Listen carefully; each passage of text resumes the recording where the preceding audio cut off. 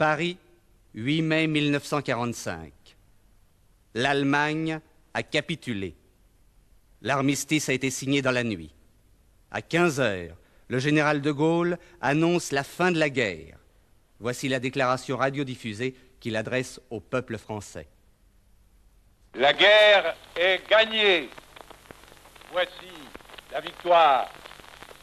C'est la victoire des Nations Unies et c'est la victoire de la France.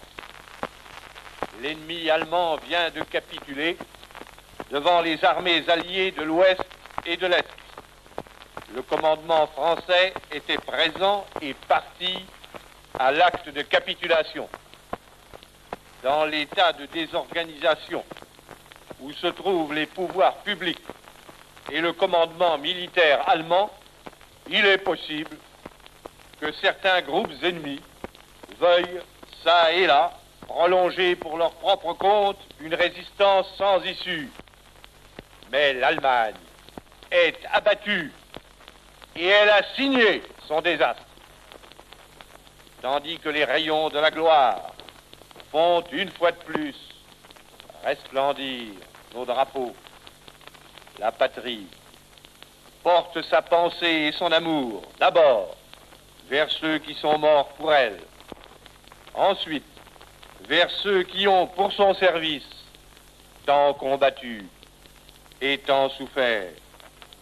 Pas un effort de ces soldats, de ces marins, de ces aviateurs, pas un acte de courage ou d'abnégation de ces fils et de ces filles, pas une souffrance de ces hommes et de ces femmes prisonniers, pas un deuil, pas un sacrifice, pas une larme n'auront donc été perdus.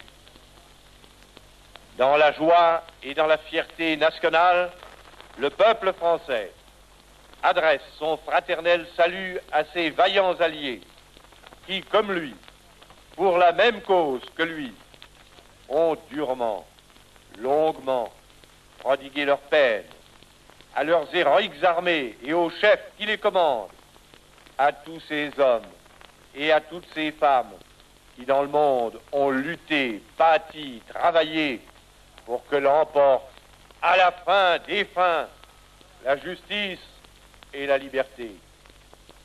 Honneur, honneur pour toujours à nos armées et à leurs chefs.